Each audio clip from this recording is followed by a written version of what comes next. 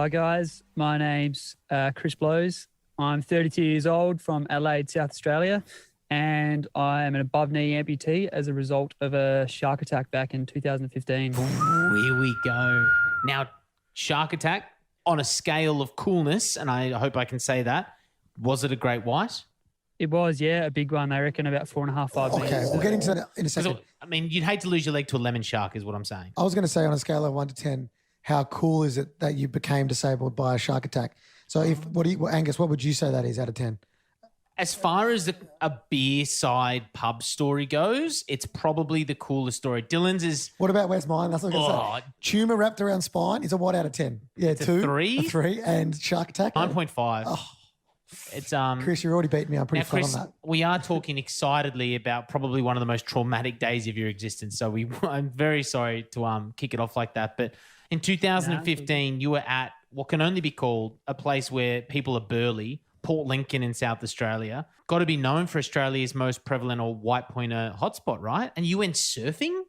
Yeah, that's crazy surface. We do anything for a good wave. Mm-hmm. Yeah, that day was actually Anzac Day 2015. Me and my two good mates, we got up really early to go to dawn service. And I remember that morning, the only thing I really remember of dawn service was just the rain coming in sideways. And because we're up so early, we decided we'd head out to a spot known as Fisheries Bay. And there's sort of the only one spot to surf in that area when it's really windy and stormy.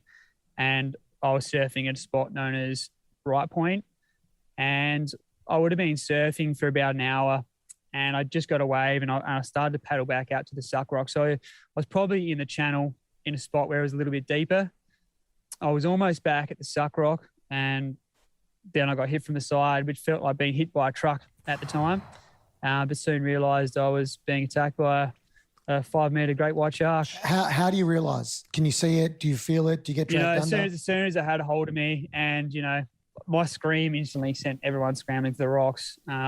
It wasn't just a scream of I've stubbed my toe. It was a scream of sheer terror. So everyone knew straight away. I was very lucky that my two good mates that I was surfing with, they realised it was me, and they turned around to come out and help me.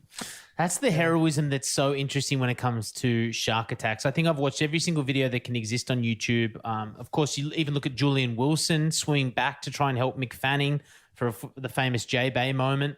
Because there's flight or fight, right? That's the response in those moments. And what happened when your mates, did they save your life in the end? Did they get to you in time, or were you back on the rocks by then? 100%. I would have got, by this stage, a shark had my left flank and the underside of my board, and it was just shaking me around like a rag doll. And then it let go of me. I was off my board, and that's when Nick and Brock started to come out to help me.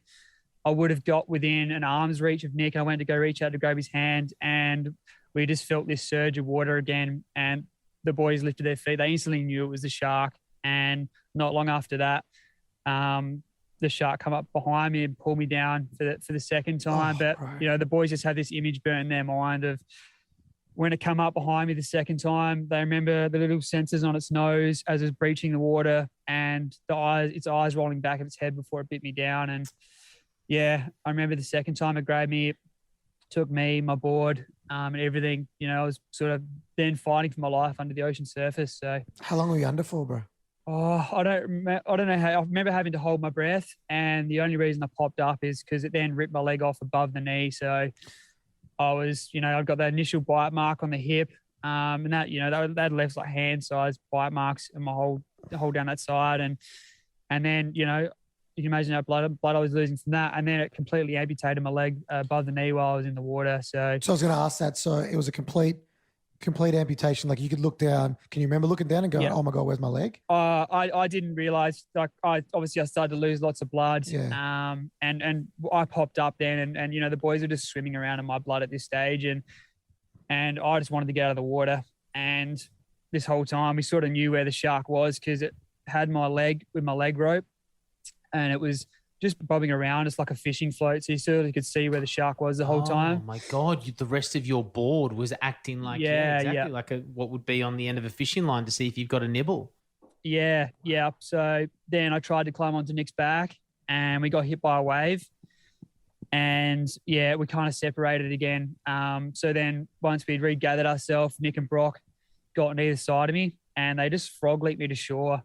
And I was very lucky that day that, you know, when I reached shore, that another surfer had already taken his leg rope off his board, and that they tied that around my stump while I was still on the water. You know, if that went on a minute later, I probably would have bled to death right there. That's the crazy thing about shark attacks in that area is that it's not so common, but you go into the water understanding who is in that water with you more so than anything else. Like I grew up in Jan Juc, Bells Beach, Winky, right on that surf break.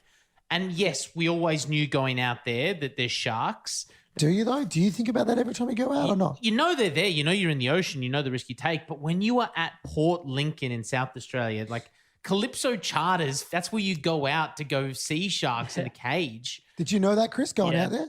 Yeah. And Fish Right Point, you know, just 500 meters around the corner is a massive seal colony that attracts sharks to that area. You know, you're not far from Neptune Islands from where I was surfing. And there was a big schools of salmon around that time of the year that were coming into the bay. So they come inside that bay all the time chasing fish. And not long before my attack, there was someone that got knocked off their board at Left Point, which is the other side of the bay. And then after my attack, an ab diver got nudged by two white pointers just around the corner. You know, they're thick around there, sharks. And yeah, as a surfer, you take this, like, you know, the chance of being attacked by a shark, especially 1 in 3 million. So I was going to ask risks that. you take. Do you get pissed off when people say to you, "Oh, mate, there's more chance of getting hit by a fallen coconut than a shark attack"?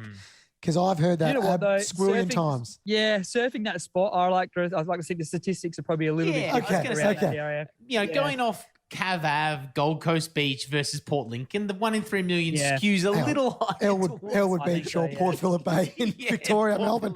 There's nothing. No. I mean, there's spots on that coast that I just wouldn't surf. Wow. Some people still do, you know. It's that sharky over there. But I suppose the reward is uncrowded, good waves. If you're prepared to take the risk. I was kind of lucky that day when I was attacked. That's one of the only spots with a staircase to get down to the surf. So the majority of it is you got to go down a steep cliff. So I washed in at the spot known as the entry point, which is right down the end of the way where the cave is. And they still had to, you know, I was bleeding out at the bottom of the cliff. I was 30 kilometres from the nearest hospital and I was 600 kilometres from the nearest trauma centre in Adelaide. And they had to get me up across those rocks and then up about 100 stairs or something like that. So I was very lucky that day. There was probably 15, 16 surfers and you know, they all worked as a team. They relayed me up this staircase. I remember them jumping over me, slapping me in the face, trying to keep me awake. They all just worked together. And then they threw me into the back of my mate Nick's Land Cruiser, which was already parked up the top. So then you just rush to hospital. Is this a hospital that's prepared? You know, it is a country hospital in Port Lincoln, but are they prepared for shark attacks? No, but you know, they did a great job of saving my life that day. You know, I got 11 kilometers down the road. I met the ambulance. How fast were your mates driving? Can I ask? Were they just banging it? Really fast. Good on. Only time you get away with it. Yeah, just full send. Yeah. We got 11 kilometers down the road, and by that stage, that's where we met the ambulance. My heart had completely stopped, and the paramedics opened the back door of Nick's Land Cruiser, and you know, I was laying in there completely lifeless, and I was, you know, white as a sheet of paper. They honestly thought they were too late at that stage. But for me, luckily they tried and that they got me into the back of that ambulance and that they began to administer CPR straight away.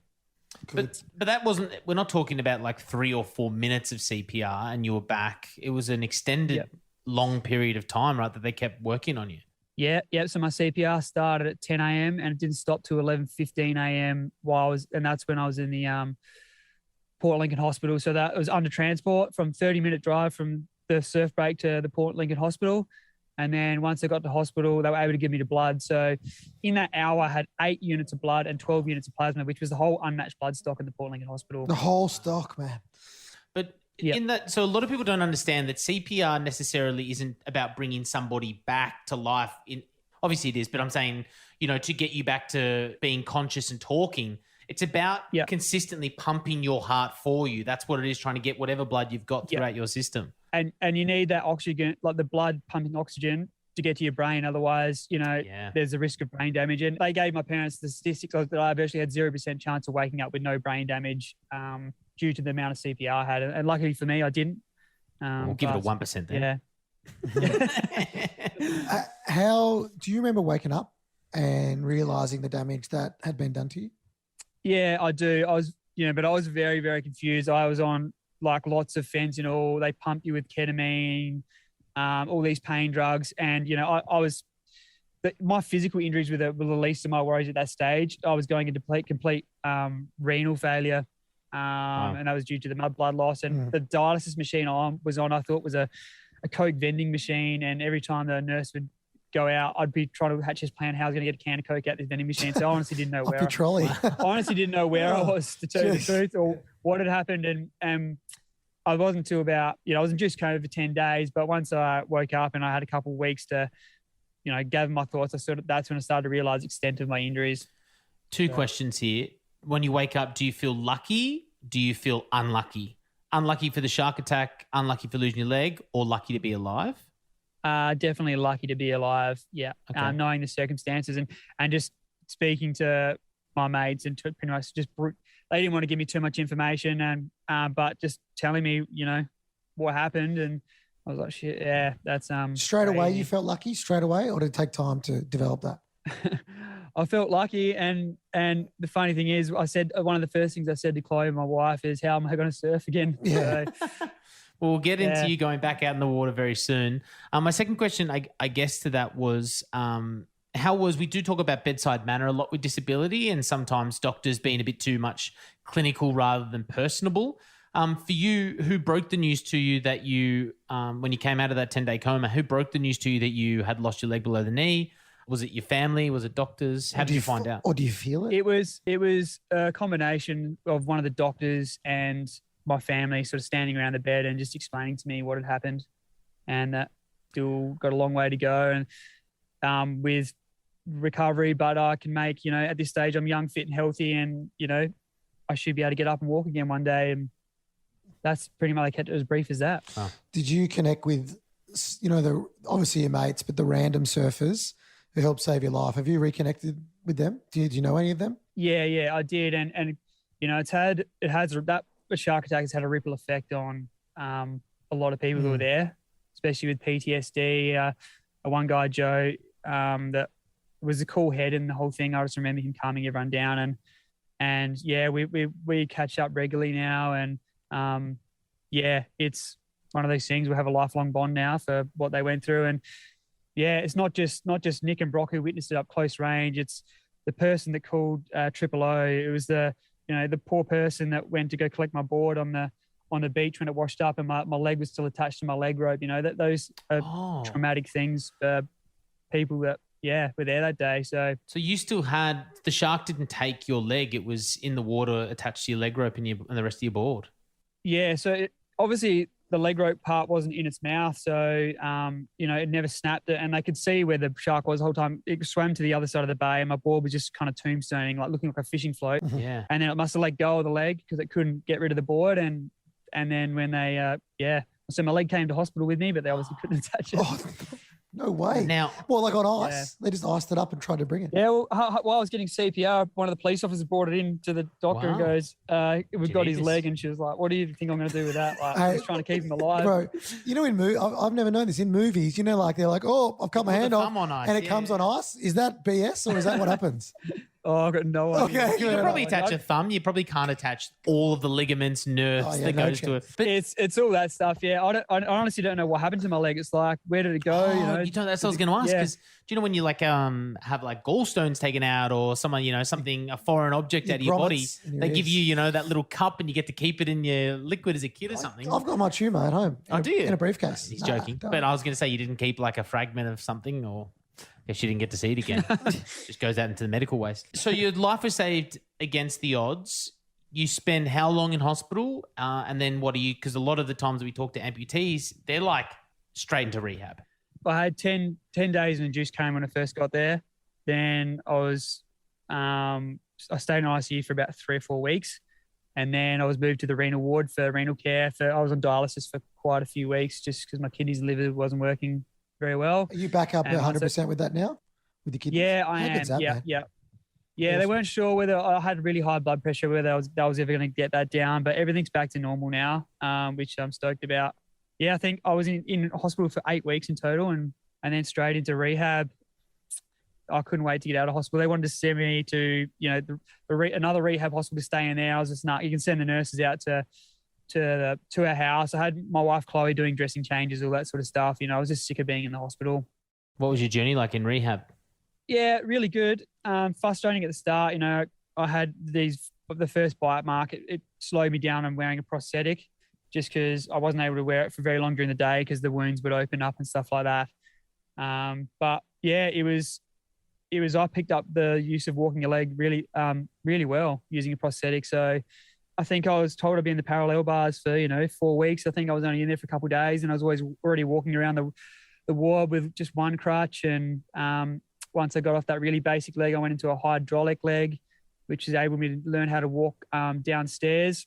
Cool. And then from then on in, I now use a microprocessor leg, which, virtually reads what I'm doing, knows if I've kicked something, knows if I've tripped something, so stops me from falling over. So they're not cheap, those legs. Did you get, nah. Normally from trauma, if it's on a work site or in a car accident, obviously you got insurance, but is there shark attack insurance? Like, obviously it's expensive to become disabled. How did you get through that journey? I was very lucky that early on my mates organised fundraisers for me while I was in hospital, and we had a really big one when I first got out of hospital. I think we raised $70,000 in about an hour. Awesome. And that bought my first leg, which was a C leg. But I burnt it out in 2 years because I work as a carpenter still, and I was getting it dusty and might have got wet every now and then. So that leg that's meant to last 5 years lasted 2 years, and then I had a battle with NDIS to get the leg that I needed, which is the best leg in the world, the Genium X3, cool.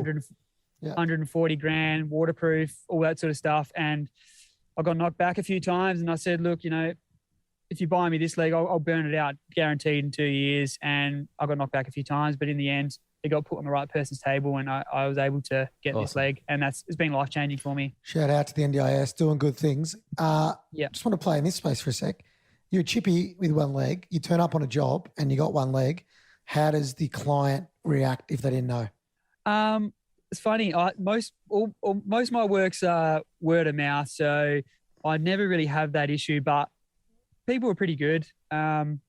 I never really have any issues with people wondering whether I get the job done quick. I'm a bit slower or anything like that. But yeah, generally people are pretty good with it. What if you and I turned up together as a team? Do you reckon that would be good? We might have a few issues. I don't know. You do the high places. Getting up and down the ladder. Yeah, you do the high. Hey, you got to do the high spots. I'll do the low spots. You do the second level and the basements. Dylan will just stay on the first floor. It has its challenges, like getting up and down the ladder and getting on the roof. I still do that. It can be a little bit unsafe at times, but I left at school after year 11 and being a carpenter is all I knew. So I got an idea.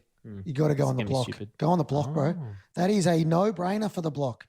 One-legged, shark attack, amputee Chippy, who's a bloody great bloke. What does your partner do? She's a school teacher. Get her on that's a great story. Look at it. Have you applied yet? Do you know what? She actually said, here we go. A couple of years after my tag, she's like, Chris, we're going to apply for the block. We'll get on the block. Like, you've got the story. Like, and I was like, I've just never been keen on it, but yeah, maybe. Bro, they make like 600 Gs. All right. Well, there's the future potentially of you, Chris. You've written a book, chrisblows.com.au if you want to get yourself a copy, but you actually didn't, you co-wrote it. Who was the other author? The Dr. Michelle Cresp, who made critical decisions. She was the locum doctor in Port Lincoln at the time, and there was 3 doctors in that room, and she was one that sort of, I think they were getting to a point where the other doctor was saying, we need to stop CPR. This is ridiculous. Like, he's going to have no brain function at all. And she said she must have saw something, and she kept going. And then, literally as they're about to stop, I went to go pull the breathing tube out my throat, and they all were just, shit, he's alive. Sick, man. That's so cool. And she knows how crazy it is, statistically, how I shouldn't have survived. So she said, we need to write a book about this. And that's what she's done. So interesting to have the personal story of, the story that we've heard a part of, but of course to hear the other side of, that doctor's room to see what they go through as well. It's a really interesting angle on the book. you back getting double overhead waves? Have you been back out there? Not double overhead. I'm definitely back surfing. In the green room? Yeah. In the green room, no sunscreen? Sorry, that's the only jokes we know. 10. Yeah, good man. So talk us through that first time. I mean, when did you make the decision to get back out on the water, and how did you go? Obviously, do you have a prosthetic, or are you rolling one leg when you're out there? There's no prosthetics out there for surfers, for above knee surfers. That's a hard bit about surfing with above knee amputee. You don't have that knee movement. You can't lower your center of gravity. So I come up with this design of my own leg. It's virtually attaches to my socket. It's a 22-degree angle adapter onto a pylon, onto another 22-degree angle, and that creates me standing in that bent position. And that's my back leg, and I wasn't sure how I was going to go. And my first surf back, I went surfing with my two good mates, Nick and Brock, who pulled me from the water. And I fell over the first few times, but I knew I'd get it once I got up. So it's kind of like a socket. Can I just ask, when above knee amputees ride a bike and their leg goes in like a socket and their other leg is not, it's like that. So when you stand up, you kind of put it in the socket. Is that right? Yeah, I keep the same socket on that I'm wearing with my leg. I just get my Allen key, take this leg off and just clip the surf leg on. The surf leg, okay, cool.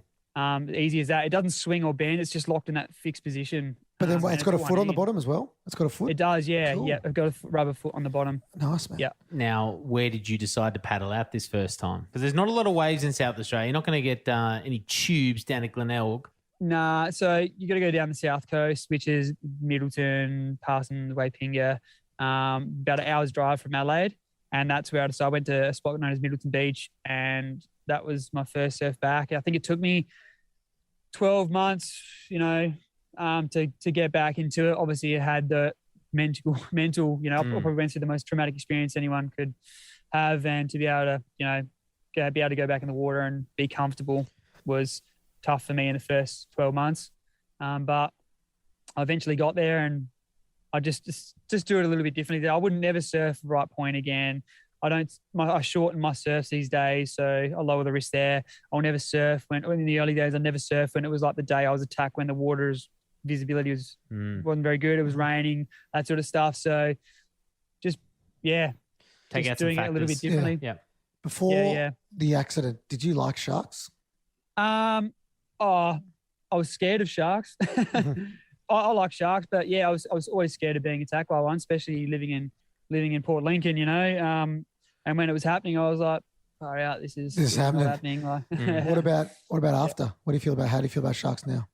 I still don't have any issues towards sharks. It's just we, as surfers, we know we have to share the ocean with them, and I just hope that one day that we have some kind of device that can protect both of us, and we don't have to worry about each other anymore, and we can just go surfing. It is interesting. The technology is coming. I'm sure that you are aware as well, Chris, that they have, at the moment they're in kind of trial. I mean, they did release them, but like little electro sensors on essentially another kind of leg band sort of around, and kind of pulsates and is meant to send them off in the other direction. But nothing's really foolproof at the moment, which in this technology has always sort of made me think, why? Like, I mean, we can do so much these days. I'm surprised someone hasn't come up with that, sure-proof way of preventing it. Yeah, it's getting better, and I used the Shark Shield to start. That was another way of helping me get back in the water. That's what's called Shark Shield. A Shark Shield, it's a battery pack that goes in your tail pad, then it wraps around, and it's a special sticker that goes in the bottom of your board. And there's two nodes, top and bottom. They send electrical pulse to each other, and that upsets the sensors in the shark's nose. And when they get within a couple of meters of you, they're meant to turn away. Only issue is they haven't been 100% fail-proof with great white sharks. Yeah, the big dogs don't care. But it was just about, that bit of peace of mind. Yeah. They can be a little bit uncomfortable to surf with. You get electric shocks from them while you're in the water. And are you a surfer, Angus? Because you're flexing all this weird surfer knowledge. Like, I don't know if this is your opportunity to come out as a sick surfer. Well, no, I grew up down at Jan Juck, and I know everyone starts a surf brand down there. So my mate owns Modem Surf. And so they created a surf shield. The Modem Surf. He's trying to flex, Chris. He's flexing on people. Shout out to Jack Perry, the owner and Chris, he's trying to impress you by flexing all this mad surf knowledge. No big deal. If you haven't surfed boobs or Winky, what are you doing? Oh, shut up. So here's the cherry on top for your story is, for one, I didn't know that great whites I knew they were endangered species. I knew that you couldn't catch them and like pull them onto your boat and show them off. But I didn't know that, because there is a souvenir that came from your attack. Can you tell us the 6-year story about a single tooth? Yeah, so obviously there was a white shark tooth stuck in my bottom of my board. And when the police grabbed the board, they handed that tooth into the fisheries. And as soon as it's in the fisheries' hands, because they're protected species, I'm not allowed to have it. So I tried getting it back a couple times. Yeah, crazy, isn't it? Did you know that? People with time. Did you know that was a rule? I don't know. I knew. Like I've heard of stories of people, getting the sets of jaws and stuff taken off them and then not allowed to have them. Okay. And I knew if you even was anything from a great white shark, you can't keep. Okay. So even if I'm watching on shore, I knew that rule, but take a tooth on your morning walk. Okay. If you see it, yeah, it's beached. No. But I thought, I've been attacked by a shark. It took my leg, so surely I can have its tooth. Surely there'd be some kind of, rule that, repayment. And they said no a few times. So I sort of gave up. And it wasn't until a journalist over here in Adelaide, I told him about it, and he went to a politician here in Adelaide, and the politician then gave me a permit from the government to have that tooth. And that's how I've... it sort of makes sense because people could exploit it. Go back to the 90s when people actually had shark tooth necklaces on. Common sense. I know, but then, it is nice that you got the exemption. What did you do with it? Where does it sit today?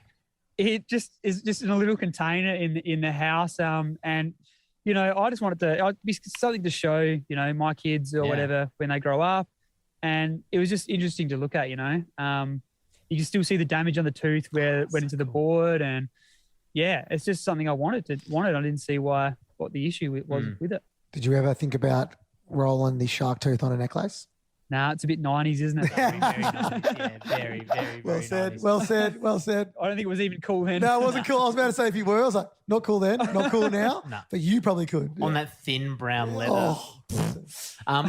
It is time for our bowl of uncomfortable. This is where somebody has sent us a question to ask you, knowing that we had a shark attack survivor on our podcast coming up.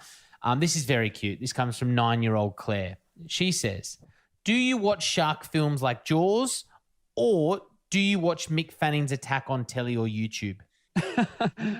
To be honest, I definitely haven't done either. I suppose Jaws, I watched it a long time ago. The shark attack, Mick Fanning, it was impossible not to see that. It was a little bit weird watching that actually. Yeah, it sort of, not for me, but it brought back a few memories. My mate Brocky pulled me from the water. He messaged me straight away. He goes, because it was live, and we normally watch the surfing, and he goes, you weren't watching that, were you? And I'm like, nah, luckily I wasn't. But then after that happened, it was just everywhere on TV and I couldn't avoid it. Was it a little bit triggering just to see what it can look like? Because there's about 2 or 3 actual great white shark attacks that are caught on film. Is it triggering to watch that? The whole flicking around of the tail was very, I wasn't triggering for me, but it was for Nick and Brock. But they were definitely reminded them of the attack. For me, I don't really remember that. I remember being in his mouth. I remember being shaking me and stuff like that. But I don't remember, it would have been something for Nick and Brock watching it, flip around, and it would have been horrible. And it's it is, dude, I'm sorry to say, it's a cool story. Do you mind people saying it's a cool story? Yeah. Or does that annoy you? No, it is. It's a cool story. Yeah. It's a great story. It's that's why, I talk to people about it these days. I go share my story at schools and events and stuff like that, and it generally helps. Do you do that in a way so people are safer around the ocean as well? Is that a big cause for you, or is this kind of like a freak accident where there's not really much prevention you can do? There's not much you can really do, I don't think. And it's just every surfer that goes in the water, that's just, they take that risk, They know that they eventually, they could be that 1 in 3 million chance. You're a rarity, that's for sure. Bloody oath he is. Good bloke too. Yeah, great I'm bloke. a fan. We've got to get a jar, mate, when we're in Adelaide for sure. Chris Blows, thank you so much for coming onto the podcast. You're actually the last episode of the year as well. So great way to end with your incredible story of survival. My phone's ringing. It's Scotty Cam. Oh, God. Got to get this guy on the block. Told ya, mate. Scotty, give him the block. He's ready. All right. Good on you, brother. Thanks for coming on. Chris. Thanks for having me.